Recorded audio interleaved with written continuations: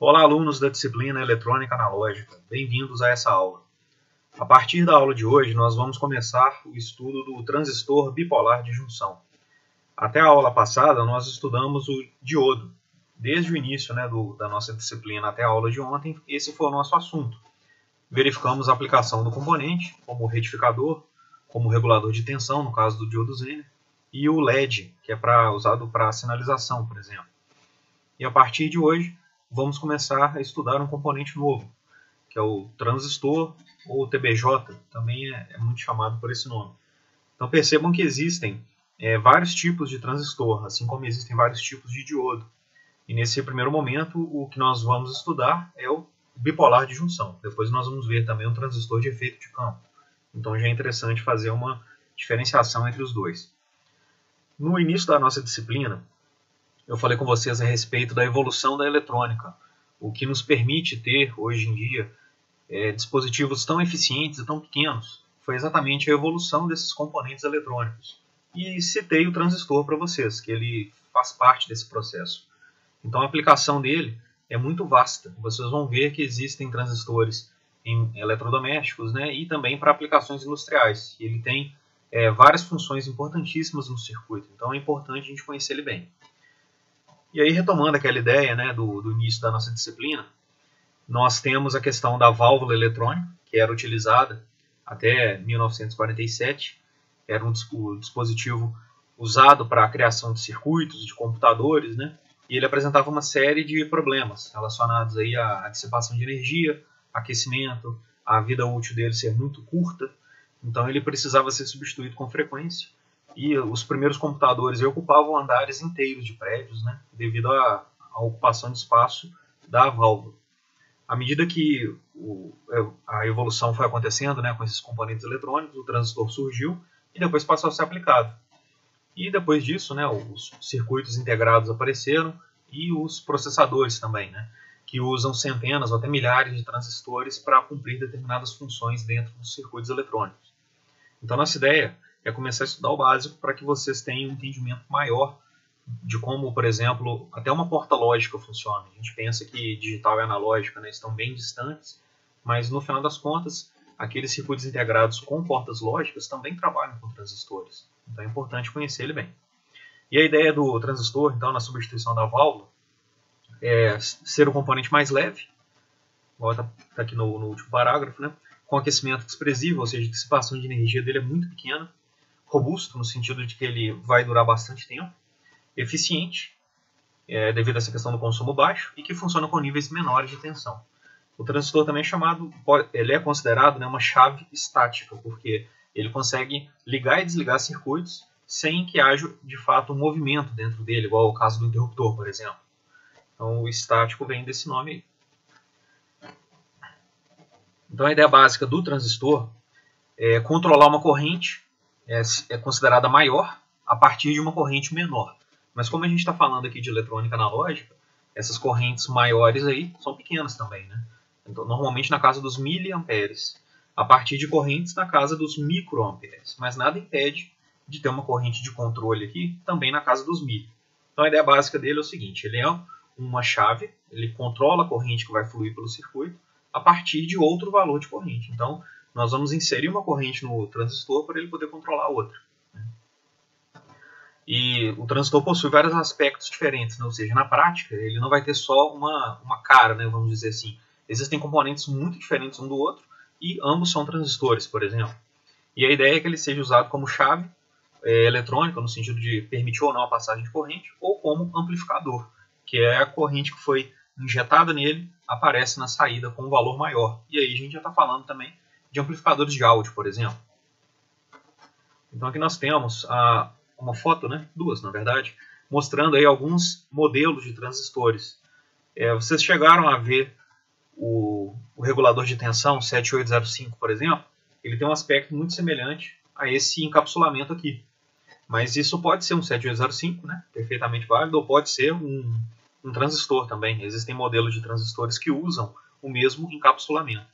E aí é claro que isso não é problema algum, né? O encapsulamento só é o aspecto físico do componente. Mas se eu for olhar os terminais, cada um vai ter um significado diferente. E percebam que o transistor tem essa regra, né? Ele tem 3 terminais. Todos os modelos aqui, apesar de serem bem diferentes uns dos outros, apresentam 3 terminais. E aqui só para vocês terem uma ideia de tamanho, né? Se a gente estiver falando aí de transistores na eletrônica analógica, eles são pequenos, igual a gente está vendo aqui nessa figura de baixo. Agora, existem transistores aplicados à eletrônica de potência que são bem maiores, né? Suportam correntes maiores. Isso aí vai depender da aplicação que a gente tem para esse componente. Então aqui nós temos a simbologia do transistor. Como eu falei com vocês, são 3 terminais. Cada terminal recebe um nome diferente. E é muito importante reconhecer esses terminais, principalmente no momento de fazer a alimentação do transistor. Por quê? Se esses terminais forem trocados, o transistor não vai funcionar. E não é só uma questão de conduzir ou não conduzir, igual era o caso do diodo. O transistor, se a gente ligar ele errado, ele pode se queimar, né, dependendo das correntes que vão fluir por ele. Então é importantíssimo observar isso daí. Existem 2 modelos de transistor, como a gente está vendo aqui. Um modelo chamado NPN e outro chamado PNP. Mas a questão da nomenclatura dos terminais é a mesma para os 2 modelos. Então nós temos aqui essa parte reta, né, vertical do transistor, é onde fica conectado o terminal B, que é a base dele. O terminal que tem a seta é o emissor. Então nos 2 casos, né, eu percebo que onde tem a seta é o emissor, mesmo que as setas estejam apontando para lados diferentes. E o terceiro terminal é o coletor, né, representado aí pela letra C. Então, se eu quiser diferenciar um modelo do outro, o NPN do PNP, basta olhar o sentido da seta. O NPN aponta para fora, enquanto o PNP aponta para dentro. Essa seta já nos indica aí o sentido da corrente nesse transistor. Claro que eu estou falando aqui de sentido convencional. Então, no transistor NPN, a corrente sai pelo emissor, enquanto no PNP ela entra pelo emissor. Então, isso daí também já dá uma ideia de diferenciação entre eles. O nome que nós vimos para cada modelo, NPN e PNP, está relacionado à construção do diodo, do transistor. Então, eu percebo aqui o seguinte: o transistor também funciona com base nas camadas N e P, que nós estudamos lá para o diodo. Inclusive, esse é um aspecto dos componentes eletrônicos de maneira geral, né? Se eu for pegar outros elementos, outros componentes, eu vou observar que eles seguem essa mesma ideia, trabalhar com as camadas N e P. A questão é como que essas camadas são combinadas. No diodo nós vimos que eu tinha lá uma camada N e uma camada P de mesma espessura, né? E elas eram usadas para gerar aquela camada de depleção, né? E vimos todo o estudo em torno disso. Para o caso do transistor é a mesma coisa, nós vamos usar camadas N e camadas P. Como eles apresentam 3 terminais, nós vamos ter 3 camadas. E aí vem a questão dos nomes que nós vimos. É possível ter um transistor com 2 camadas N e uma P, ou 2 camadas P e uma N. Daí vem o nome, né? Como a gente está vendo aqui na esquerda, o transistor NPN tem exatamente essas camadas e o transistor PNP segue exatamente essa ordem. E aí nós temos a questão dos terminais.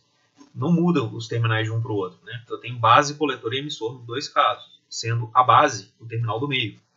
Então aqui quer dizer que a base está conectada a uma camada P e aqui a base está conectada a uma camada N. E no final das contas, isso daí muda a polarização do transistor, né? Ou seja, o modo como ele conduz ou não corrente. Então se aqui eu tenho a base P, eu vou ter o terminal positivo aplicado à base. Se aqui eu tenho a base N, eu vou ter o terminal negativo aplicado à base. No final, o que muda é o sentido das correntes que eu tenho no meu transistor. Mas o funcionamento dele é o mesmo, as aplicações são as mesmas.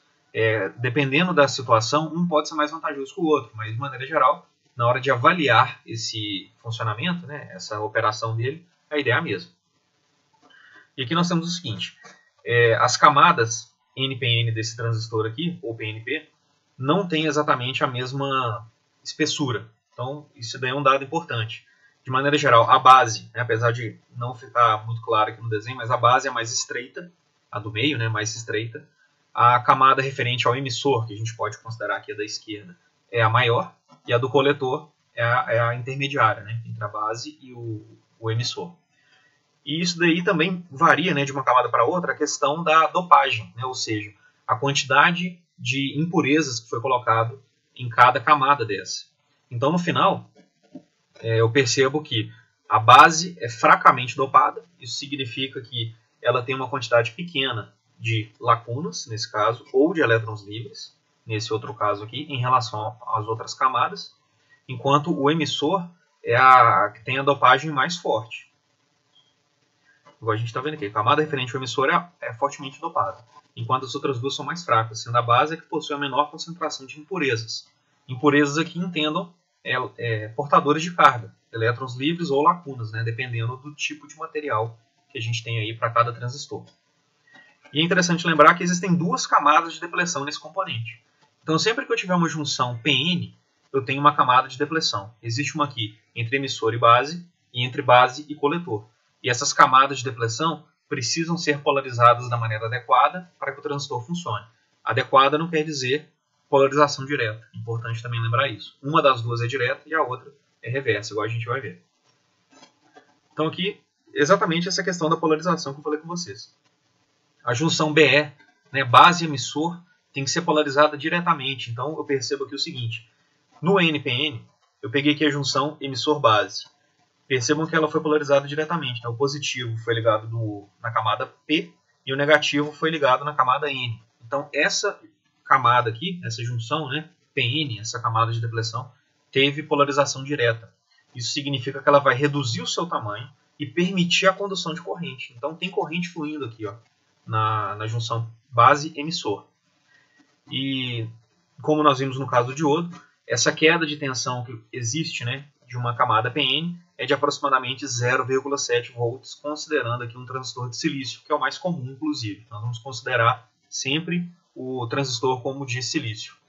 Então, há uma queda de tensão base-emissor aqui de 0,7 volts. E nós vamos considerar, em todos os nossos estudos, que a tensão VBE, né, tensão base-emissor, é igual a 0,7 volts. Então, isso daí já é uma constante que a gente vai aplicar para todos os cálculos. E não importa qual é o tipo de transistor que a gente está analisando. Né? Se eu vier aqui, por exemplo, para o PNP, eu observo o seguinte. A junção base-emissor polarizada diretamente. Olha.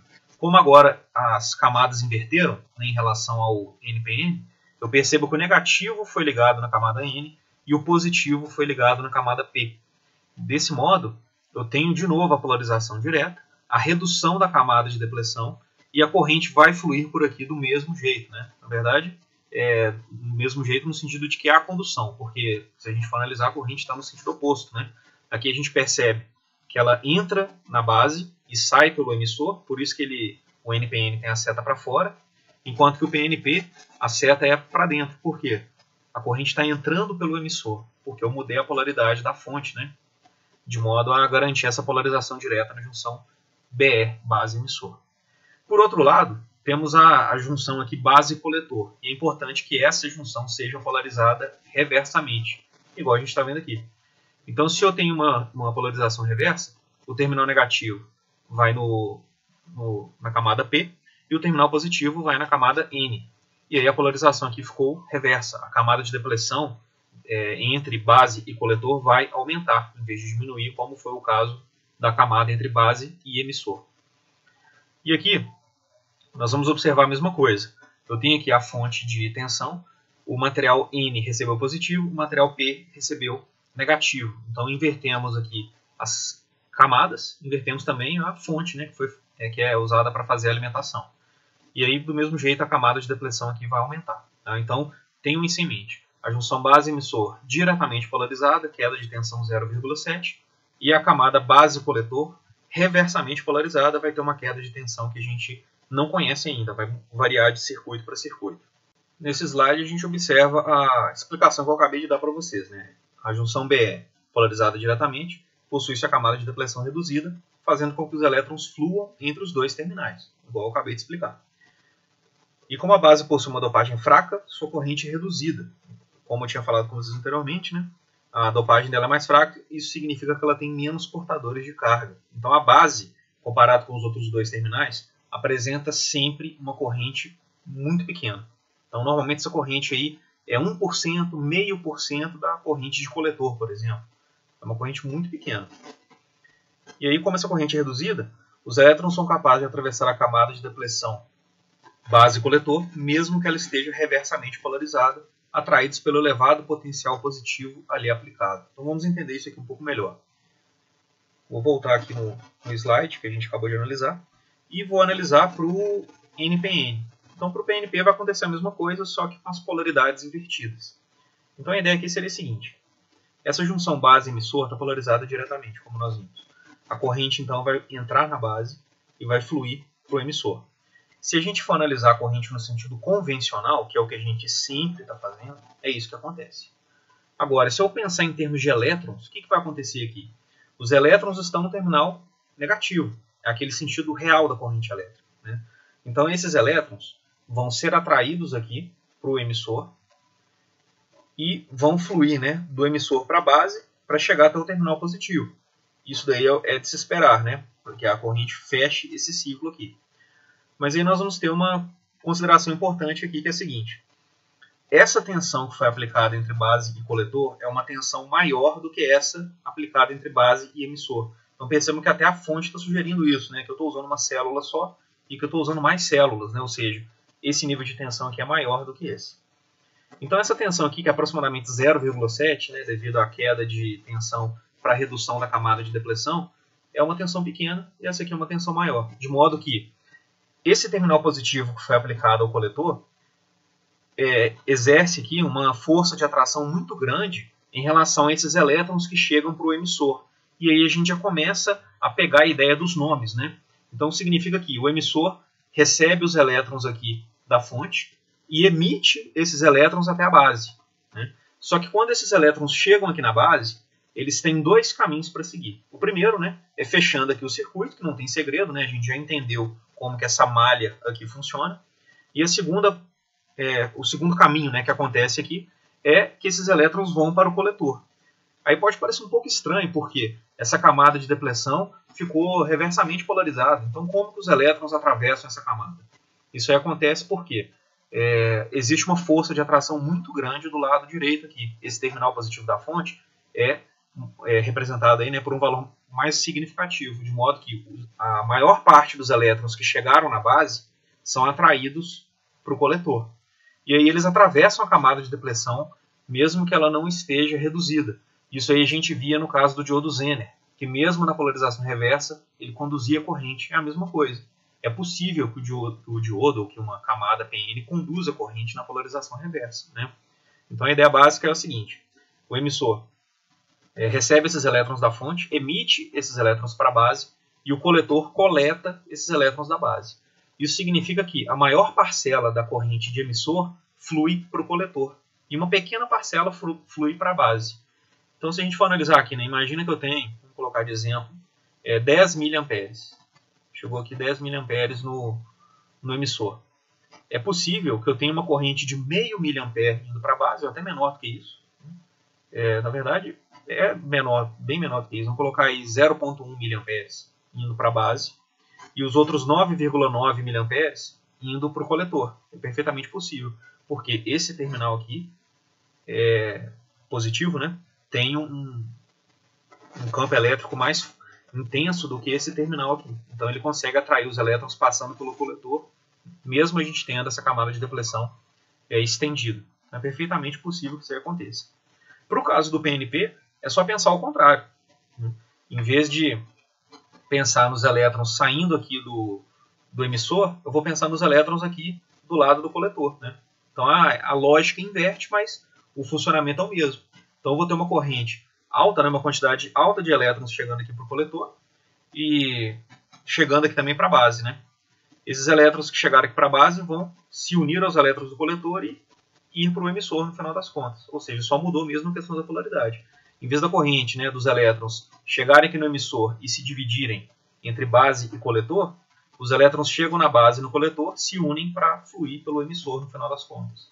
Então é só pensar de maneira oposta, aí, né, trocando todos os sentidos de corrente, todas as polaridades de tensão, que a gente consegue chegar no resultado certo. Então está aí esse resumo, né, da operação do transistor. E nós temos aqui a questão de como que as correntes se relacionam. Foi o que eu acabei de falar com vocês ali atrás. Então, olha só, a corrente de emissor é a maior das três. Isso aí vale para qualquer transistor que a gente estiver estudando. E ela vai ser sempre a soma da corrente de coletor mais a corrente da base. Porque esse transistor funciona como um nó, né? A gente pode aplicar aqui a lei de Kirchhoff das correntes. Então, imaginando esse transistor como um nó, eu percebo que olhando o sentido convencional da corrente, né? Ou seja, oposto aos elétrons. O que está acontecendo?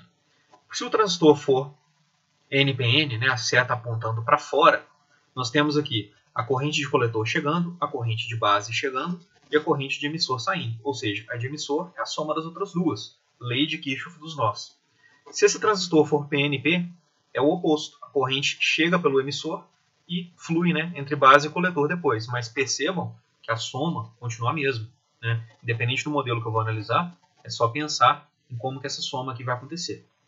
E outra característica importante do transistor é esse beta, que é o ganho do transistor.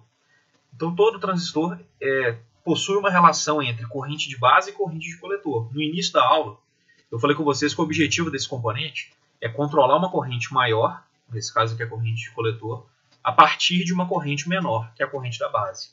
Então se a corrente de base for igual a zero, a de coletor também é igual a zero. A partir do momento que a gente começa a ter uma corrente de base fluindo aqui, por menor que ela seja, né, na casa dos microamperes, por exemplo, nós vamos começar a ter uma corrente de coletor fluindo aqui. Ou seja, as duas correntes estão relacionadas por este ganho. Então vamos supor, se o ganho for 100 no meu transistor, o ganho não tem unidade, né, inclusive. Então peguei aqui, beta igual a 100. Entrou uma corrente aqui de 10 microamperes. Qual é a corrente que eu teria no coletor? 10 microamperes vezes 100 vai dar aí 1000 microamperes, ou 1 miliampere. Então, se entrar aqui 10 microamperes, eu terei no coletor 1 miliampere. E no emissor, 1 miliampere mais 10 microamperes, né? É só somar as duas correntes. Tá? Então, essa é a relação que a gente tem das correntes no transistor. Ele vai operar sempre desse jeito. E aqui nós temos uma descrição também dessa operação.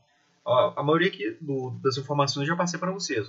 Durante o funcionamento, o transistor apresenta uma queda de tensão na junção base e emissor de 0,7 volts, como o diodo, né? Por quê? Base e emissor polarização direta tem uma queda de tensão para reduzir a camada de depleção. E ele apresenta também uma tensão VCE, que é a tensão entre coletor e emissor, que depende do valor da corrente no coletor. Então, voltando aqui, nós percebemos que a tensão VCE é o quê? Entre coletor e emissor, né? Então, VCE aparece aqui. Percebam que todas elas foram indicadas, olha lá. De base para emissor eu tenho a tensão VBE. De coletor para base eu tenho a tensão VCB. E de coletor para emissor eu tenho a tensão VCE. E aqui percebam que os nomes, né, mudaram a ordem. Então, em vez de ter aqui um VCE, eu tenho aqui um VEC, devido à questão da mudança de polaridade. Mas o significado é o mesmo, né? Aqui eu estou olhando de coletor para emissor e aqui estou olhando de emissor para coletor. Só mudou mesmo a questão da polaridade. E aí nós temos a relação entre corrente de coletor e tensão coletor-emissor. Elas são grandezas opostas, de modo que, se a corrente de coletor for máxima, o VCE, né, a tensão coletor-emissor, é igual a zero. E do mesmo jeito, né, se a tensão coletor-emissor for máxima, significa que a corrente de coletor é zero. Elas são sempre inversas. Que foi exatamente o que eu expliquei aqui. Desse modo, o transistor pode operar como uma chave eletrônica, conduzindo ou não de acordo com a corrente de base. Isso significa que se eu apliquei uma corrente zero na base, ele não conduz. Ele é uma chave aberta. Se eu apliquei uma corrente de base, que gere uma corrente de coletor máximo, ele se transformou em uma chave fechada. Então essa é uma possível operação do transistor. Operar como chave eletrônica, de acordo com a corrente que a gente aplicou na base. Indo aí de zero até o máximo de corrente possível. E a relação entre a corrente de coletor e a tensão entre coletor e emissor, ou seja, a relação entre IC, corrente de coletor, e a tensão VCE, pode ser representada a partir das curvas chamadas retas de carga, que a gente vai aplicar também nos nossos circuitos. Então percebam aqui o seguinte, nós temos dois gráficos, vocês vão perceber que esse componente, né, o transistor, junto com suas aplicações, e vão envolver gráficos mais simples de serem analisados do que os gráficos dos circuitos retificadores que nós vimos para o diodo. Então, a questão de forma de onda, por exemplo, vai ser bem mais tranquilo de trabalhar aqui. E os gráficos que nós vamos usar a princípio são esses dois, que nos indicam aqui duas coisas importantíssimas, né? Nós temos aqui à esquerda a chamada reta de carga, que nos indica as características do circuito que a gente está usando. E temos à direita a chamada curva característica do transistor, que nos indica como que o transistor funciona. Então seria basicamente o seguinte, se eu pegar esse transistor aqui e aplicar nesse circuito, qual é o comportamento que eu vou ter? Então eu consigo combinar as duas curvas para saber como que esse transistor vai operar, né? Ou seja, eu obtenho no final das contas aqui um ponto de operação. Então como que essas curvas funcionam? Primeiro, a reta de carga. Ela relaciona aqui corrente de coletor com a tensão VCE, né? Tensão entre coletor e emissor. E aí nós percebemos que aquela relação que eu falei com vocês é vista aqui de maneira muito simples. Percebam que se a corrente de coletor estiver no máximo, nessa primeira reta aqui, né, na maior reta, o valor máximo dela é 10 mA, então essa reta aqui é um circuito, essa reta aqui seria outro circuito. Então supondo que eu analisei a reta de cima. Se o IC for máximo 10 mA, eu percebo que o VCE nesse ponto é zero. Do mesmo jeito, se eu escolher agora esse ponto aqui de baixo para trabalhar, o VCE é máximo, e o IC é zero. Eles são sempre inversamente proporcionais, né? Eu percebo então que à medida que eu diminuo o IC, né, corrente de coletor, eu começo a aumentar a tensão entre coletor e emissor. Então isso é válido para as operações dos transistores. Isso significa que quanto mais corrente o transistor conduzir, menor vai ser a queda de tensão no próprio transistor. Ou seja, o que estiver ligado ali com ele, uma lâmpada, um motor, enfim, o que eu estiver acionando nesse transistor, vai receber uma parcela maior da tensão da fonte, né? Então só pensar o seguinte, estou aumentando a corrente, a maior queda de tensão vai começar a aparecer no componente que está ligado ali no coletor, né? Ou no emissor. Enfim, o componente que eu estou querendo de fato controlar a corrente nele, tá? Então isso daqui é referente ao circuito que eu estou usando. Essa tensão que aparece aqui, né, esses 30 volts, são referentes, né, à tensão da fonte que a gente está usando. Enquanto que essa corrente aqui vai ser limitada pelos resistores do circuito. Por isso que a reta de carga vai depender do circuito que a gente está usando. Se eu mudei a tensão da fonte, né, de 30 para 9 volts, eu mudei minha reta de carga. E eu mudando também os resistores que eu uso no meu circuito, eu vou mudar a minha corrente de coletor e mudar minha reta de carga. Ou seja, esse primeiro gráfico aqui depende do circuito. E o segundo gráfico, esse sim depende do transistor. Então é possível, pegando aí o datasheet de um transistor, encontrar as retas de carga. Ela nos indica como que as correntes desse transistor se comportam. E no caso também, né, qual vai ser o valor de tensão VCE que nós vamos ter de acordo com essas correntes aqui. Então percebam o seguinte, nós temos várias curvas. Cada curva dessa daqui significa um valor de corrente de base. Então nós temos aqui a corrente de base igual a zero, ou seja, nesse caso o transistor opera em corte, né, ou seja, ele não está conduzindo corrente de coletor. Se a corrente de base for zero, ele está desligado, está trabalhando em corte, que seria exatamente essa parte de baixo aqui da reta de carga, né? Quando toda a tensão da fonte ficou para o transistor, ele está cortando, então, igual uma chave aberta, né? Por isso que recebeu esse nome aqui de corte. E à medida que a gente aumenta a corrente de base, eu vou trabalhando com curvas cada vez maiores, né? Porque aumentando a corrente de base, igual mudou aqui de 0 para 5. 5 o quê? 5 microamperes para esse transistor específico. Então se eu tiver uma corrente de base de 5 microamperes, a corrente de coletor aqui será de 5 miliamperes aproximadamente, né? A gente percebe que essa corrente vai depender corrente de coletor aqui vai depender da tensão VCE também que nós temos, mas a gente pode aproximar aí, né, olhando o gráfico, que para 5 miliamperes eu tenho aproximadamente 5 microamperes na base, 5 miliamperes no coletor, ou seja, a relação aí de 1000 vezes, não é isso? Entre uma corrente e outra. Se eu aumento agora a corrente de base, eu teria uma corrente de coletor maior. E isso daí vai sendo visto durante toda a operação dele, até a gente chegar aqui no valor máximo, né? Que é onde a gente coloca o transistor na saturação. Então, se a gente vai falando em saturação, que significa o máximo. É igual quando a gente fala lá na química, né? Uma mistura saturada, significa o quê? Ela já tem o máximo possível de soluto. E aí aqui é a mesma ideia. Se eu já estou na saturação, quer dizer que eu estou operando com o máximo de corrente. E percebam que essa região de saturação coincide aqui com a região de corrente máxima do nosso transistor. Então nós temos aqui embaixo, né, a região de corte, aqui em cima a região de saturação, igual a gente consegue ver aqui nesse gráfico. E no meio, né, entre o corte e a saturação, nós temos a região linear, que é onde o transistor opera, né, seguindo aquela ideia de que eu apliquei uma corrente de base e ele está resultando em uma corrente de coletor, né, de maneira proporcional. Então vou aumentando ali a corrente de base, vou aumentando a corrente de coletor, seguindo aquele beta, né, que é o ganho dele. Então se eu quiser saber o ponto de operação desse transistor, né, ou seja, com quais valores de corrente de coletor e com qual valor de tensão VCE que ele está operando, eu preciso unir as duas curvas. E aí eu vou considerar, né, apliquei uma corrente de base de 15 microamperes. Então essa é a curva que eu preciso analisar. E aí eu usei um circuito que me deu 30 volts de VCE máximo e 10 miliamperes de IC máximo. Então eu vou combinar essa curva dos 15 microamperes com essa curva, ou essa reta, né, de carga que eu tenho aqui. As duas juntas vão me indicar o ponto de operação do transistor, que é exatamente o que a gente observa aqui. Ó. Então percebam, ó, temos aqui a reta de carga, temos as curvas características do transistor. Agora elas foram representadas no mesmo gráfico.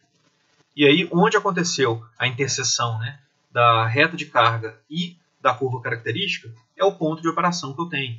Então, exemplo, se eu estiver operando com essa corrente de base, nesse circuito que apresenta a reta de carga que foi indicada aqui no gráfico, eu terei esse ponto de operação, ou seja, um determinado valor de VCE, que não foi representado aqui, né, mas em uma situação prática a gente poderia conhecer, e esse determinado valor de IC.